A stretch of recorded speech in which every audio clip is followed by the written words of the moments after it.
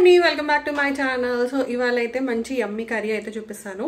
It's nothing but coriander chicken అనమాట. దాంట్లో మనం కొరియాండర్, కొత్తిమీర అండ్ ఆనియన్ పేస్ట్ వేసి మ్యారినేట్ చేసి చేస్తాము. చాలా బాగుంటుంది. But it takes so much of time అనమాట. ఎందుకంటే అది కొంచెం మ్యారినేట్ చేయాలి ఒక 1.5 hours అలా. అండ్ లేటర్ ఇంకో ఏంటి అంటే మనము అది కుక్ చేయడం కొంచెం స్లో ప్రాసెస్, లైక్ సిమ్ మీద పెట్టి చేస్తుండాలి. So without any delay let's get into our video guys. So first అయితే చికెన్ని మంచిగా వాష్ చేసేసుకొని వాటర్ అంతా ఇలా అయిపోయిగా స్ట్రెయిన్ చేసుకోవాలి. ఆ తర్వాత దాంట్లోకి మనము కొన్ని యాడ్ చేసుకొని మ్యారినేట్ చేసుకోవాలి. సో నేను దాంట్లో అయితే ఫస్ట్ కారం పొడి వేసాను అండ్ ఆ తర్వాత ఉప్పు వేసాను.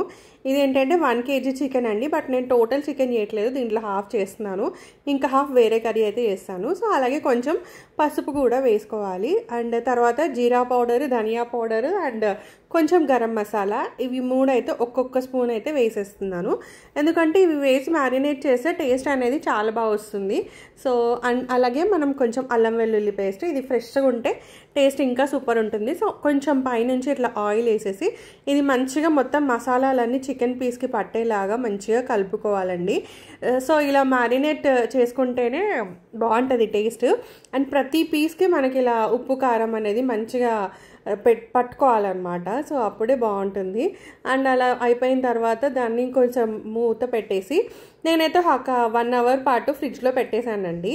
అండ్ లేటర్ మనకి పేస్ట్ చేసుకోవడానికి ఫస్ట్ కడాయిలో అయితే కొంచెం ఆయిల్ అయితే తీసుకోవాలి. సో ఆయిల్ తీసుకొని దాంట్లో ఒక 3 మిర్చీలు అయితే వేసాను. అండ్ మిర్చీలు తర్వాత ఆనియన్స్ కూడా వేసాను. ఆనియన్స్ ఏంటంటే మీరు కావాలంటే రఫ్ కూడా చాప్ చేసుకోవచ్చు, బికాజ్ ఎట్లాగో మనం ఇది మిక్సీలో వేయడానికే. అండ్ నేను ఇలా కొంచెం సన్నగా కట్ చేశానండి. అండ్ అలా ఆనియన్స్ అయితే వేసేసుకొని ఇవి మంచిగా మనము ట్రాన్స్లూజెంట్ అయ్యేంతవరకు అయితే మనం కుక్ చేసుకోవాలి. సో ఇంకా అలా అయిపోయిన తర్వాత దీంట్లోకి మంచి పుదీనా, కొత్తిమీర ఉంటాయి కదండి. సో అవి ఎక్కువ క్వాంటిటీలో తీసుకోవాలి.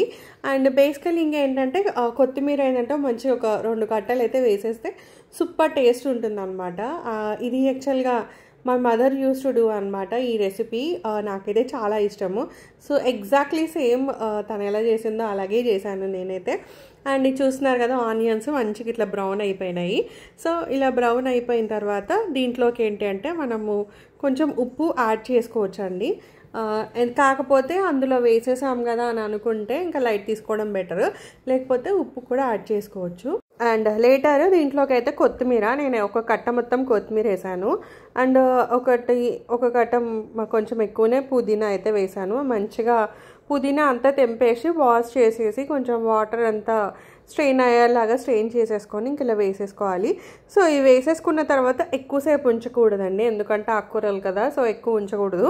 జస్ట్ అలా కొద్దిసేపు అలా తిప్పేసి జస్ట్ పచ్చివాసన పోయేంత వరకు కుక్ చేసుకోవాలన్నమాట, అంతే.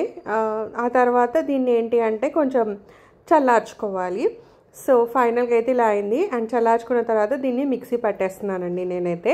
సో మిక్సీ పేస్ట్ చూస్తున్నారు కదా, సో ఇలా అయితే అయింది. సో ఇప్పుడు ఏంటి అంటే మనం మ్యారినేట్ చేసుకున్న చికెన్ ఉంది కదా, సో ఇంత క్వాంటిటీ అయితే నేను చేస్తున్నాను, చెప్పాను కదండి హాఫ్ చేస్తానని. సో దీంట్లోకి ఏంటంటే మన ఈ పేస్ట్ని అంతా వేసేసుకొని మంచిగా ఇంకొకసారి మంచిగా మిక్స్ చేసుకొని కలుపుకోవాలి. సో ఇది అయిన తర్వాత ఇంకొక 1/2 hour అయితే పెట్టాను. అండ్ దీంట్లో ఒక ప్రాసెస్ ఏంటి అంటే ఇలా మనం ఆయిల్ ఉంటుంది కదండి, కొంచెం ఆయిల్ ఫుల్గా వేడి చేసేసుకోవాలన్నమాట. ఫుల్గా వేడి చేసేసుకొని ఇప్పుడు మ్యారినేట్ చేసుకున్న చికెన్ ఉంది కదండి, సో దాంట్లోకి వేస్తే ఏంటి అంటే చికెన్ ఆల్మోస్ట్ సగం ఉడికిపోతుంది అనమాట. సో మన కుకింగ్ ప్రాసెస్ కొంచెం తగ్గుతుంది అట్లా అని. సో ఇంక ఇది వేసేసి ఒక్కసారి మంచిగా స్పూన్తో మిక్స్ చేసేసుకోవాలి. మిక్స్ చేసేసుకొని ఇది ఒక 1/2 hour పాటు అయితే పెట్టాను అనమాట. అందుకే అన్నాను it take so much of time అనమాట, ఎందుకంటే మ్యారినేట్ ఎక్కువ టైం అయితేనే టేస్ట్ అనేది చాలా బాగుంటుంది. సో అట్లా అని చెప్పేసి సో ఇంకా అలా మ్యారినేట్ చేసేసి పెట్టిన తర్వాత మ్యారినేట్ చేసేసాము అంటే మనం ఆయిల్ ప్లస్ అన్ని ఇంగ్రీడియంట్స్ అన్ని వేసి మ్యారినేట్ చేసాం కదా. సో ఇప్పుడు మనము స్టవ్ మీద వేసేసుకోవడమే.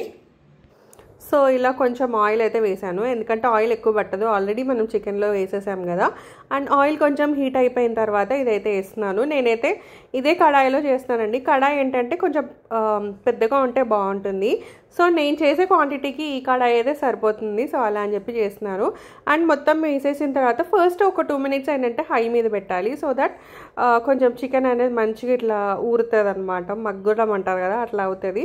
అండ్ ఇంకేంటి అంటే ఇట్స్ లైక్ కంటిన్యూస్ ప్రాసెస్ అండి.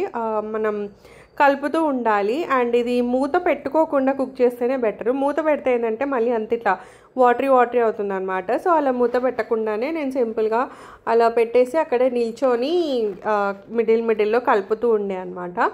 సో అందుకే it takes so much of time. So ఇంక ఇట్లా బ్రౌన్గా అయిపోయింది అని అంటే ఇంకా ఆల్మోస్ట్ అయిపోయినట్టు. ఒక్కసారి ముక్క ఉడికిందా లేదా మనం చెక్ చేసేసుకుంటే సరిపోతుందండి. ఎందుకంటే మ్యారినేట్ ఆల్మోస్ట్ 2 hours అయింది కదా. సో ఎక్కువ అంటే టైం పట్టదు ముక్క ఉడకడానికి. కొంచెం చికెన్ అనేది తొందరగానే ఉడుకుతుంది కదా. సో అలా ముక్క ఉడికేసిందంటే ఇంకా మనం స్టవ్ మీద నుంచి దించేసుకోవడమే అనమాట. సో ఫైనల్గా అయితే మన కర్రీ అయితే అయిపోయింది. సో చూస్తున్నారు కదా, చాలా అంటే చాలా టేస్ట్గా ఉంటుంది. ఎందుకు అంటే మనం చాలాసేపు మ్యారినేట్ చేసాం కాబట్టి టేస్ట్ అయితే సూపర్ ఉందండి, చాలా బాగుంది. సో ఇదేంటంటే రైస్లోకి అసలు సూపర్ ఉంటుంది. ఇది ఇప్పుడు చేసినా కూడా సరిపోదు అనమాట, 2 కిలో చేసినా కూడా. సో అదనమాట ఈ coriander chicken recipe. Hope you like this video నచ్చితే లైక్, షేర్ అండ్ సబ్స్క్రైబ్. మళ్ళీ ఇంకో వీడియోలో అయితే మిమ్మల్ని కలుస్తాను. Till then by.